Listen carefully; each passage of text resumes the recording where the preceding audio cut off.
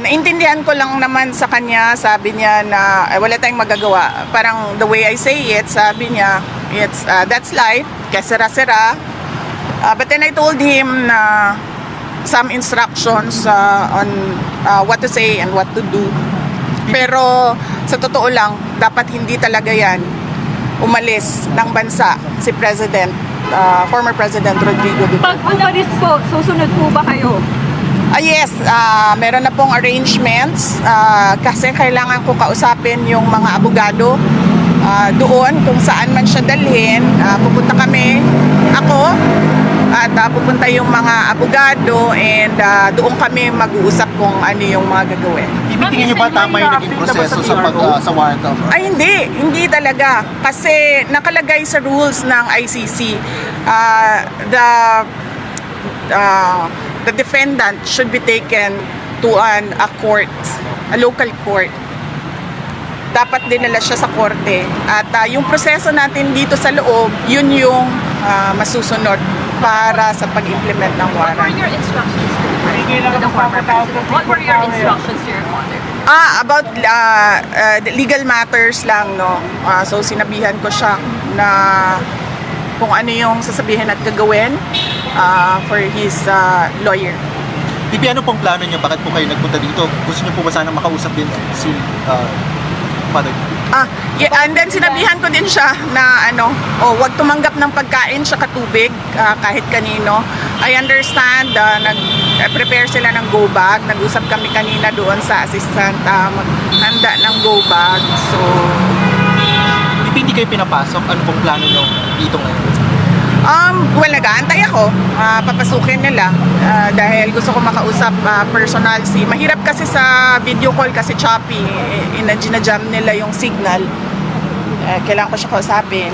Ma'am, Duterte kami ma'am, kahit ano mangyari. Hindi kami sa iwanan. Ano pong sabi Kahit sa ano mangyari. Hindi kami sa iwanan. Maraming salamat. Bibi, Sara, sabi ni Attorney Raul Lambino, nag-grant na daw yung TRO. Any update po dito?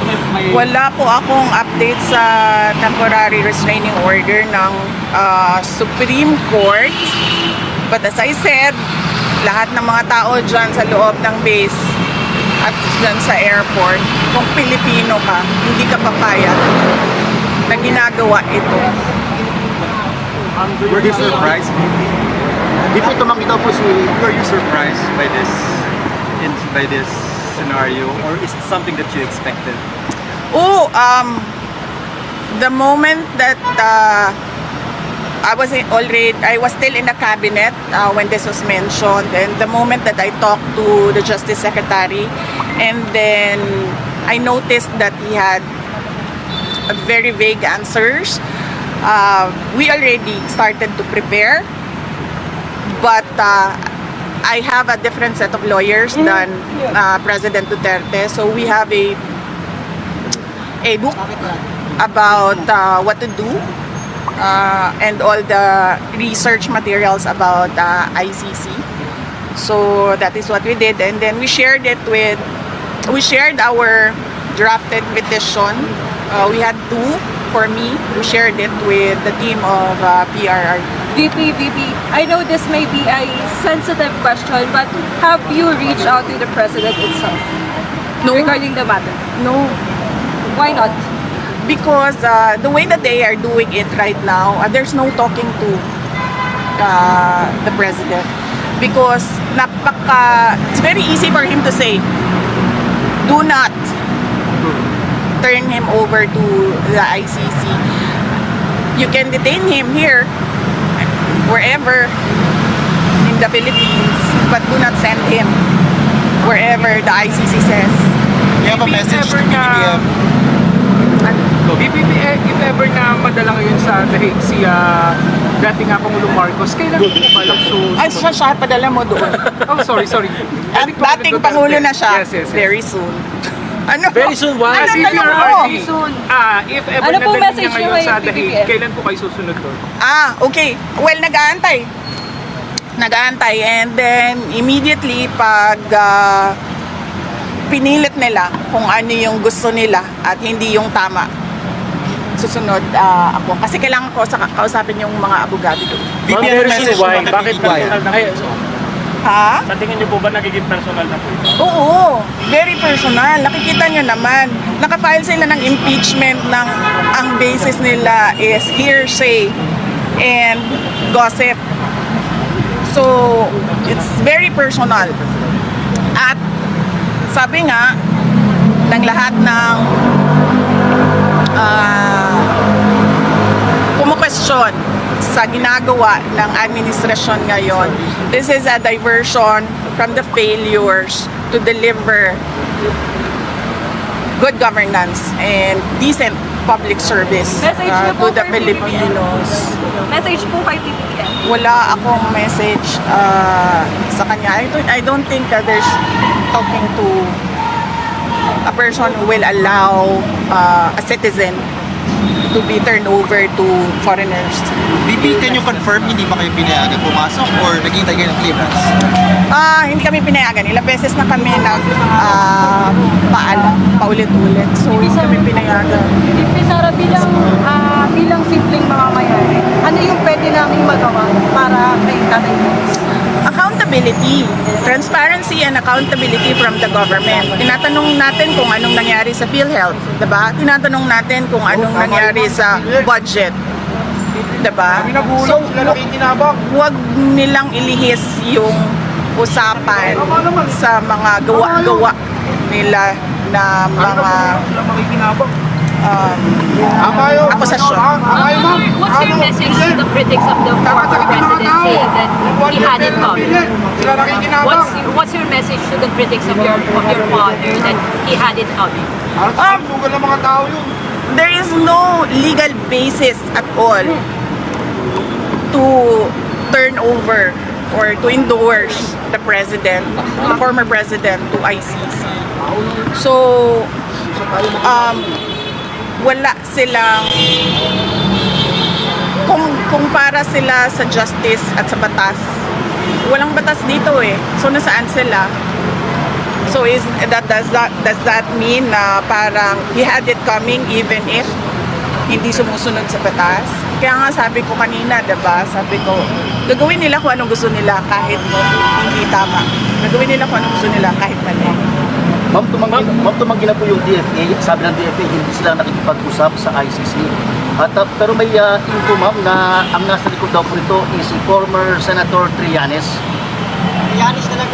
Well, siya yung nag-file, diba? Siya yung nag-file ng complaints and siya naman yung nagbibigay ng updates about sa ICC. Lagi naman tayo yung ina-update ni Trillanes sa mga nangyayari sa ICC. So, yes, of course, siya din ang nasa likod nito. Ma'am, next move lang, sorry ha. Kasi crucial itong gabi ito, pag hindi may labas yung PRO, ano next move nyo? Hindi ko alam. Hawakan ko ba yung gulong ng airplane na yan? So, i-stop mo. How are you feeling, ma'am? Yes. Sinasabi ko lang sa inyong lahat, kung Pilipino kayo, huwag kayo pumayag na ang isang Pilipino ibigay sa mga dayuhan, lalong-lalo na pag labas na sa batas yun. It's actually some sort of, I don't know, what do you call it? State kidnapping? Parang ganyan na yung nangyayari. And all because, Dito, kahit umagahin kami rito, para kay Duterte to. Tama. and Para kay all Duterte to, para kay umagahin tayo. because,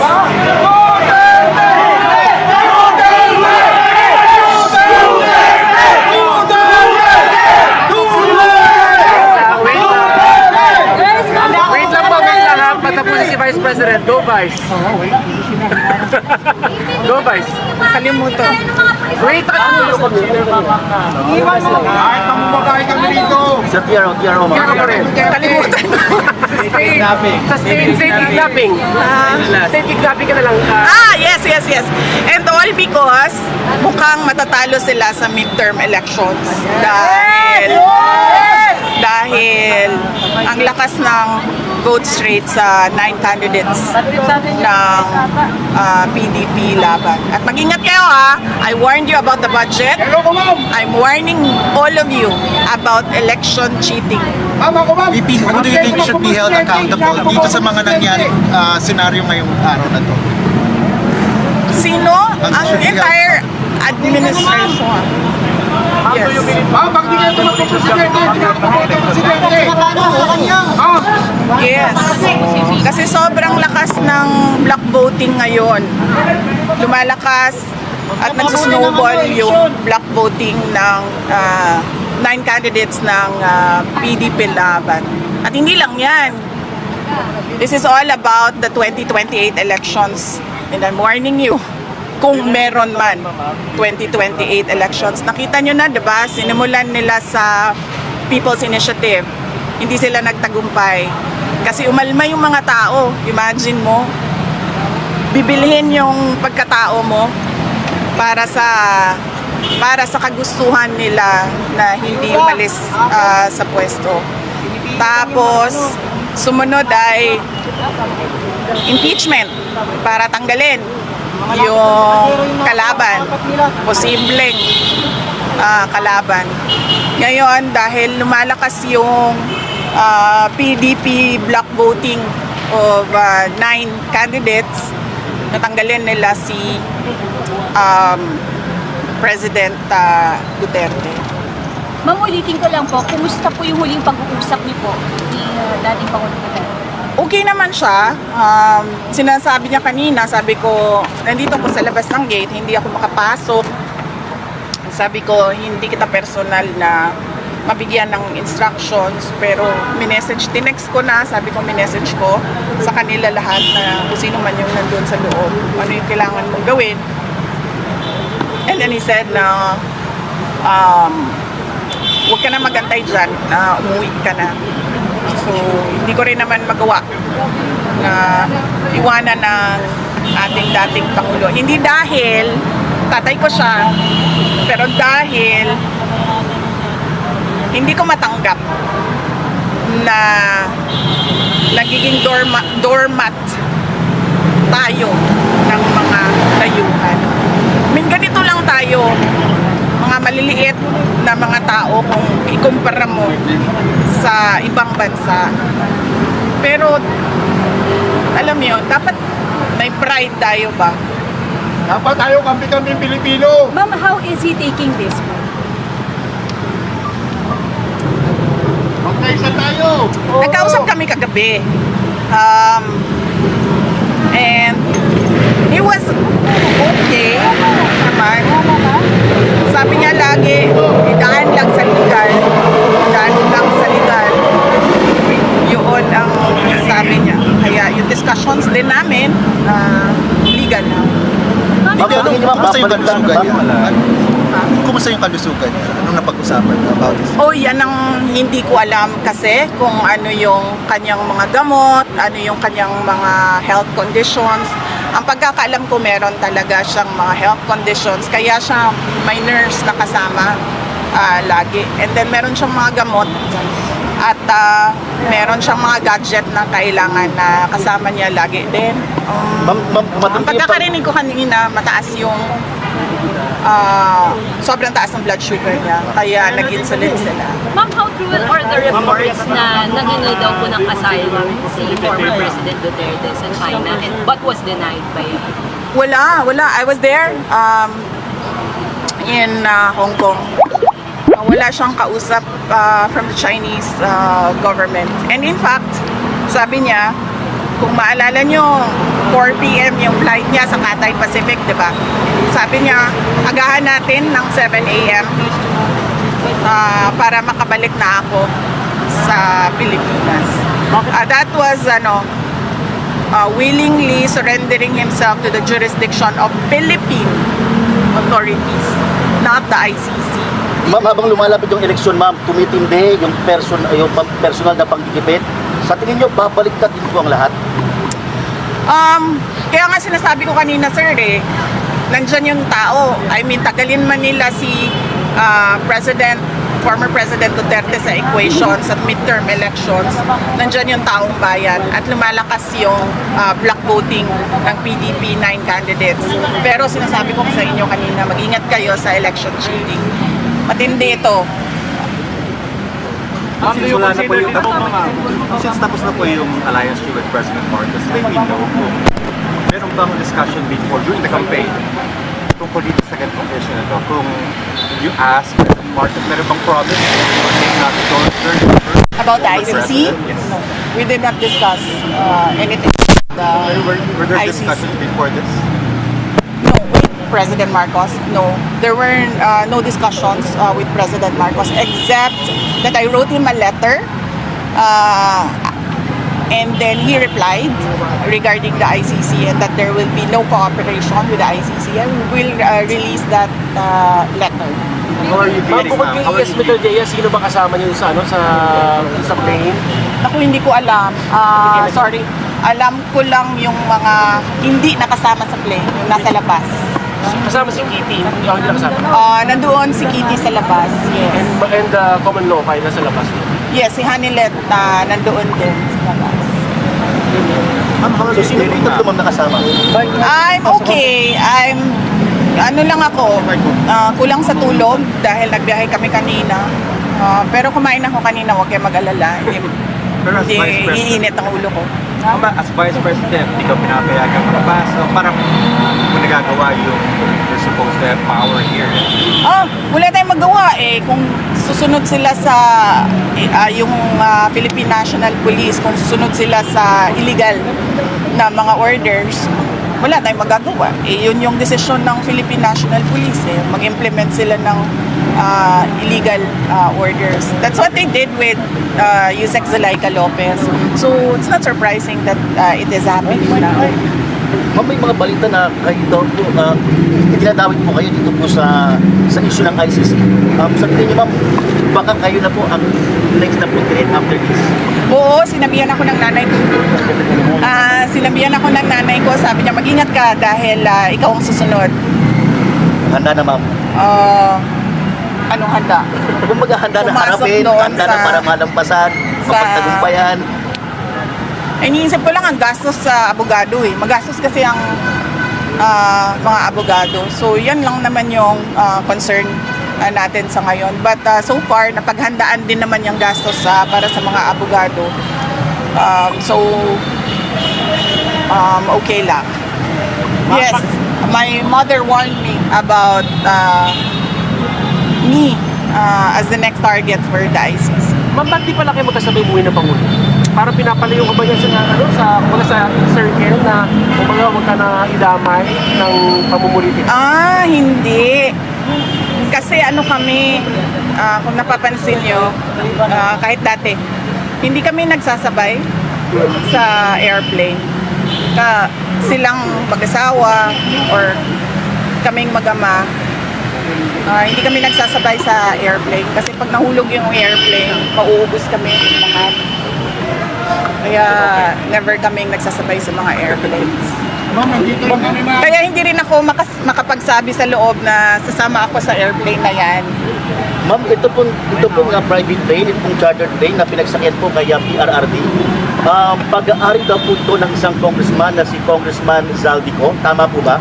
Hindi ko alam kung sino ang may-ari nung airplane, pero nung nakita ko na sinasabi nila na galing sa Pilipinas lang yung airplane, nakikita na natin na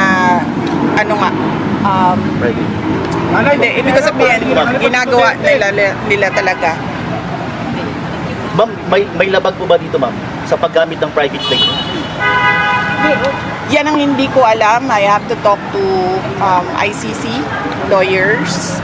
Sa ngayon, ang alam lang namin is dapat siya dinala sa local authorities, local court. Ma'am, nag-update po ba sa inyo sila Atty. Torion at Atty. Vic Rodriguez tungkol po sa certiorari petition? Hindi. Hindi ko pa nakausap si Attorney Vic Rodriguez at si Attorney Torion. So, ang nakakausap ko si Attorney Delgra, Martin Delgra ang nakakausap ko, and si Attorney Harry Roque. Ma'am, pag naisakay po ba si former President Duterte papuntang Netherlands, do you now consider to run for 2028 presidency? Hindi pa yan yung iniisip natin ngayon. Ang iniisip natin ngayon, unang-una, hindi dapat makaalis si President Duterte dito sa Pilipinas. At pangalawa, kung pipilitin man ng gobyerno na ipadala sa Hague si former President Rodrigo Duterte, paano natin siya mapabalik sa Pilipinas. Yan lang muna yung asikasuhin natin sa ngayon. And of course, yung pangangampanya ng 9 candidates ng PDP Laban. Ma'am, sabi nila ma'am, may sinabi si Attorney Trixie Angeles, ngayon lang po ma'am, after po na maisakay sa chartered Lear jet si PRRD. Ang sabi niya po, kapag pumalis itong eroplanong to, mananawagan tayo ng people power. Ano po reaction ma'am? Hindi ko kasi nabasa or narinig yung kanyang statement, so hindi ako makakomment sa kung anong nasabi ni Attorney Trixie. Pero sinusuportahan din po ito ma'am. Hindi ko iyan, hindi iyan ang concern ko ngayon. Ang concern natin lahat ngayon ay paano mapanatili dito sa Pilipinas si President Rodrigo Duterte. So tulungan ninyong ng taong bayan, tulungan ninyo kami mag-isip kung paano natin yan magawa na hindi siya umalis dito sa Ma'am, Pilipinas. tulungan namin yan. Bibi, sabi po ni Attorney Delgra, huling-hiling po nila ng paano po nakita kayo, nakausap kayo, pero hindi pinagbigyan. How do you feel? Well, hindi na nakakagulat yung ganyan na klase na panggigipit sa kanila. Parang I was born in 1978, no? So hindi ko na wala pa akong masyado pa akong bata para maalala ko. Pero kung tanungin mo yung mga senior citizens ngayon kung ano nangyari, matindi daw talaga ang panggigipit, oppression, abuse, and greed, sabi ng mga nakakatanda. Pero ma'am, kumpiyansa kayo na hindi makakalipad ang eroplano. Wala akong confidence sa kahit ano ngayon, sir, kasi nakikita nga natin kahit ang ating kapulisan, sumusunod sila sa mga illegal orders. So, kahit kita nyo naman yung pag-file ng impeachment kahit walang basehan.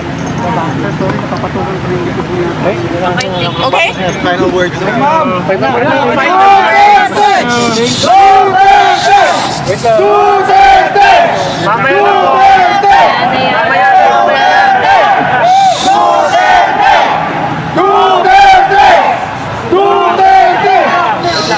Ang final words natin, huwag tayo malihis sa totoong problema ng bayan. Ang totoong problema ay ang presyo.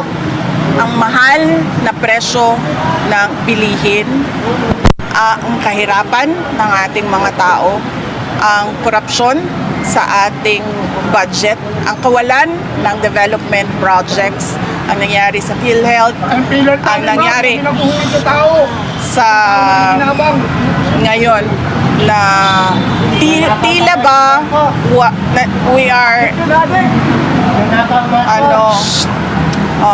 stagnant, hindi tayo umuurong forward. Nandito lang tayo nakatayo at walang nangyayari sa bayan, walang nangyayari tungkol sa kahirapan. Yan yung totoong problema ng bayan.